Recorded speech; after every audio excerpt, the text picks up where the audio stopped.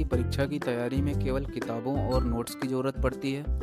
खैर, आज हम ऐसे ही सफ़र पर निकल पड़े हैं, जहाँ से आपको सिर्फ ट्रैवल का मज़ा नहीं, बल्कि एक नई सीख भी मिलेगी। तो चलिए हमारे साथ ताला गांव के देवरानी जेठानी मंदिर और रुद्र शिव के सफ़र पर, जहाँ इतिहास और संस्कृति के बीच की हर कहानी एकदम CGPSC जैसे होने वाली है। दिलचस्प, चुनौतीपूर्ण और बिल्कुल नई। अब ये ट्रिप तो सिर्फ आपके लिए है, तो खुद को तैयार रखिए।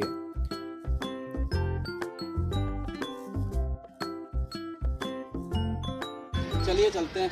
चलिए खंडे सर, चला जाए, देखते हैं देवरानी जेठानी मंदिर। देखिए, आप देख रहे होगे खंडहर के तौर पे अभी आपको दिखेगा, लेकिन प्राचीन काल में इसकी बहुत बहुत भव्य मंदिर हुआ करती थी यहाँ पे, और अभी ये केवल आपको पत्थरों के तौर पे मिलेगी। वैसे तो इसका बाद में लोकार्पण किया गया। देखिए, जैसे सोलर स्ट्रीट लाइट एवं सोलर लाइट्स लगाई गई मंत्री जी के द्वारा, तो अभी थोड़ा सा इसको बेहतर करने की कोशिश की जा रही है गवर्नमेंट के द्वारा। और ये मंदिर ढह चुकी है, तो इसमें ऊपर शेड लगा दिया गया है, आप देखोगे तो। अरे लेकिन ये दोनों मंदिर शिव जी को समर्पित है, दोनों मंदिर शिव जी को समर्पित है। और एक एक करके इसकी वास्तुकला हम समझेंगे, क्योंकि हमारे सिलेबस में एक आर्ट एंड कल्चर का टॉपिक है। उसको समझने के लिए हम ऐसे देख के मंदिर के अलग अलग पार्ट्स को समझने की कोशिश करेंगे। तो आइए हमारे साथ। प्राचीन मूर्तियाँ और कलाकृतियाँ जो कभी इस मंदिर का अहम हिस्सा रही होंगी, हमें सीधे इतिहास के झरोखे से जोड़ती हैं। इन मूर्तियों को देखकर यही लगता है कि समय के साथ कितनी धरोहर खो जाती है, लेकिन ये कलाकृतियाँ अब भी अपनी चुप्पी के साथ हमें मंदिर की महानता और उसकी कला के बारे में बहुत कुछ कहती हैं। सोचिए, अगर इन मूर्तियों के पास बोलने की ताकत होती तो ये हमें कितनी कहानियाँ सुनाती। ये न सिर्फ इतिहास का एक जीवंत उदाहरण है, बल्कि हमारी संस्कृति और श्रद्धा का एक हिस्सा भी है, जिन्हें समय की धूल से बचाकर रखा गया है। अब हम आ गए हैं देवरानी मंदिर। आप देख सकते हो देवरानी मंदिर को। देखिए, देवरानी मंदिर जो है, ये इसका मुख जो है पूर्व दिशा में है, ठीक है। इस तरफ से सूर्य निकलता है। अब सूर्य की किरण सीधा जाती है, इसके गर्भगृह में पड़ती रही होगी। ये मंदिर में एक आपको दिखेगा मुख मंडप, देखो एक सर दिखाएंगे अभी मंदिर को। तो गर्भगृह है, अंतराल है और सखरा मुख मंडप है। देखिए, गर्भगृह में तो भगवान को रखा जाता था, ठीक है ना। चल सकते हैं हम लोग, दिखा सकते हैं, थोड़ा ऊपर तक तो जा ही सकते हैं। गर्भगृह में तो भगवान की प्रतिमा हुआ करती थी, ठीक है। और जो मुख मंडप है, जो क्या है, भवनों और का जो होता है मुख्य द्वार के बाहरी हिस्से के लिए प्रयुक्त होता है मुख मंडप। तो छायादार क्षेत्र होता था जो गर्भगृह के पहले आता था। देखो, गर्भगृह से पहले एक क्षेत्र आपको दिखेगा, इसको हम बोलते हैं मुख मंडप। और इसके बाहरी क्षेत्र जो है, उसको क्या बोलते हैं हम? उसको हम बोलते हैं अंतराल। तो ये जो मंदिर है, नदी और के देवियों का, देखो अपना द्वार में देखोगे, सर यहाँ ऊपर दिखाएगा, ये नदी देवियां बनी हुई हैं यहाँ पे। ये नदी देवी है, इनका चित्र बना हुआ है। और गज लक्ष्मी का चित्रण भी देखा जा सकता है। ऊपर में आप देखोगे, और ऊपर आप देखोगे तो हाथी बने हुए हैं। एक अच्छे से दिख नहीं रहा होगा आई थिंक, लेकिन हाथी बने हुए हैं, ठीक है। और मंदिर की दीवार में बहुत सारे देवी देवता आपको देखने को मिल जाएंगे। अलग अलग दीवारों पे जब आप देखोगे तो बहुत सारे आपको देवी देवता दिखने को। दीवार में आपको कई प्रकार की ना ज्योमेट्रिकल स्ट्रक्चर्स देखने को, ज्यामितीय आकृतियां देखने को मिल जाएंगी। जैसे देखिए, फूल बना है, कहीं पे स्क्वायर बना है, कहीं पे ट्रायंगल बना हुआ है, और ये एक तरह से चैन जैसी बनी हुई है पत्थरों में। तो ये ज्योमेट्रिकल स्ट्रक्चर्स बने हुए हैं इसमें, ठीक है। बाहर में आपको उतना नक्काशी देखने को नहीं मिलेगी, लेकिन अंदर में काफ़ी नक्काशियाँ हैं। लेकिन अभी के समय में ये हाल है कि मंदिर थोड़ा जीर्ण शीर्ण हो गया, इस कारण से यहाँ पे बांस से बंद कर दिया गया है कि अंदर ना जा पाए कोई। देखिए, आपको मंदिर का शिखर तो देखने को नहीं मिलेगा, ऊपर में टीन का शेड लगा दिया गया है। लेकिन आपको मंदिर के बाहर बहुत सारे ऐसी नक्काशियाँ देखने को मिलेंगी पत्थरों में, जिससे आपको पता चलेगा कि अपने दौर में कितनी सुंदर रही होगी ये मंदिर। ये देखिए, एक नर्तकी की मूर्ति है ये यहाँ पे ये पोल रहा होगा उस समय का। अब थोड़ा और आगे आओगे तो इस पत्थर में भी आपको कुछ स्ट्रक्चर्स देखने को मिलेंगे। इसमें जो कुछ लिख दिए हैं, ये सब नहीं करना है आपको। मंदिर आके यहाँ पे देखो, स्ट्रक्चर देखने को आपको मिलेगा।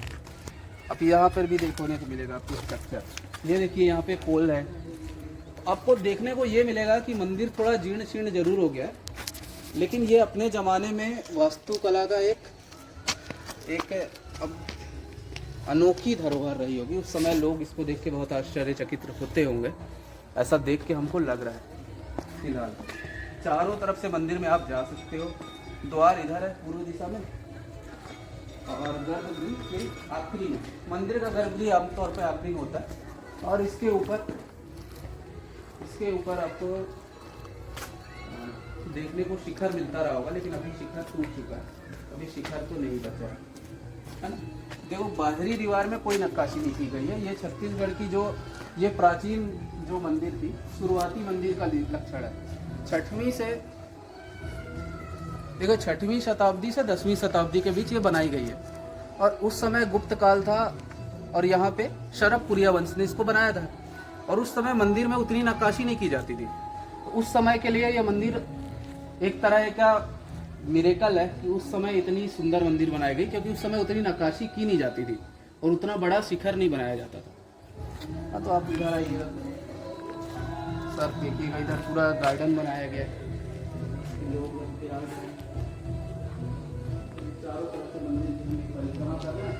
और उसके बगल में आपको यहाँ पे देखने को मिलेगी जेठानी मंदिर। जहाँ देवरानी है वहाँ जेठानी भी रहती है। इधर देखते हैं हम लोग जेठानी मंदिर। अब हम धीरे से जेठानी मंदिर की ओर जाएंगे। देखिए जेठानी मंदिर का हाल बहुत बेहाल हो चुका है, बहुत ख़राब हो चुका है, एकदम ढह चुकी है वो। लेकिन तो भी उसको समझने की कोशिश करते हैं, उसकी वास्तुकला हम, है ना। चलिए सर, जेठानी मंदिर देख लीजिए, काफ़ी जर्जर हालत में है।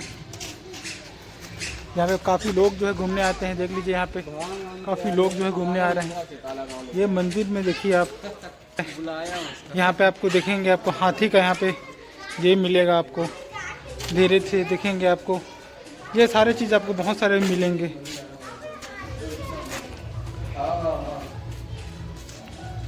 हम देवरानी मंदिर के बाद अब आ गए हैं जेठानी मंदिर। जेठानी मंदिर का हाल तो बहुत बेहाल है, बहुत टूट टाट गई है। लेकिन इसको समझोगे आप तो इसका मुख भी आप देख सकते हो कि पूर्व की ओर ही है।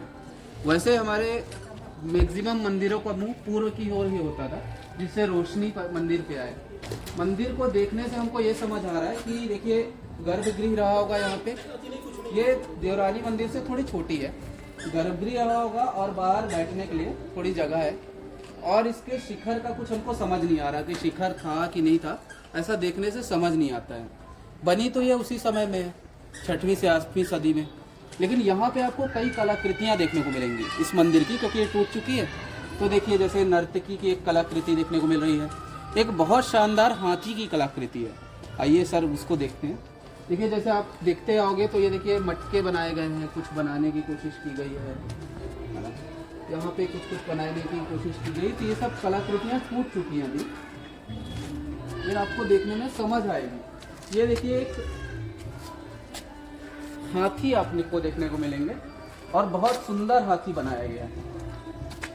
ये हाथी इस मंदिर की शोभा बढ़ाते रहे होंगे। जब ये मंदिर अपने चरम पे रही होगी, तब ये हाथी मंदिर की शोभा बढ़ाते रहे होंगे। एक हम इसका भी राउंड मार के देखते हैं। जैसे आप यहाँ पे देखोगे तो आपको एक जीव देखने को मिलेंगे। ऐसे देख के तो लग रहा है कि ये बैल की आकृति है, और इसके ऊपर सपाट रखा गया है, तो यहाँ पे शायद लोग बैठ भी सकते रहे होंगे। इधर आओगे तो आपको और भी चीज़ें देखने को मिलेंगी। जैसे इस पोल में आपको कई सारे लोग देखने को मिलेंगे, स्ट्रक्चर्स देखने को मिलेंगे आपको इस पोल में। हाथी आप देखोगे तो हाथी दो, जैसे देखिए यहाँ भी एक हाथी है, वहाँ भी हाथी है। तो हाथियों से इस मंदिर को सभी किनारों में हाथी बनाए गए थे, ऐसे पत्थरों के, और बहुत सुंदर लग रहे थे ये हाथी। उस जमाने में तो एकदम शानदार रहे होंगे, जो देख के लग रहा है। अब इधर आओगे आप तो जो मंदिर के पिछला किनारा है, इधर भी आपको देखने को मिल रहा है कि इधर भी चढ़ने का है, सीढ़ियाँ बनाई गई हैं। यहाँ पे लोग चढ़ते रहेंगे और सर्कल पूरा करते रहेंगे, जो कि हमारे सनातन में मंदिर की परिक्रमा पथ बनाया जाता था परिक्रमा करने के लिए। तो यहाँ भी परिक्रमा पथ रहा होगा, ऐसा लग रहा है, समझ आ रहा है। ये कोई प्राचीन एक स्ट्रक्चर है किसी व्यक्ति का, लेकिन अभी ये बहुत ज़्यादा जीर्ण शीर्ण हो गया है, ख़राब स्थिति में। उस समय ये बहुत शानदार रहा होगा आई थिंक। तो एक हम भी इसका भी हम एक सर्कल मार के पूरा चक्कर लगा के देखते हैं और इसके बाद हम जाएंगे रुद्र शिव की प्रतिमा की और जो सबसे मिस्टिकल है यहाँ का, थोड़ा सा आपको देख के मज़ा आएगा उसे।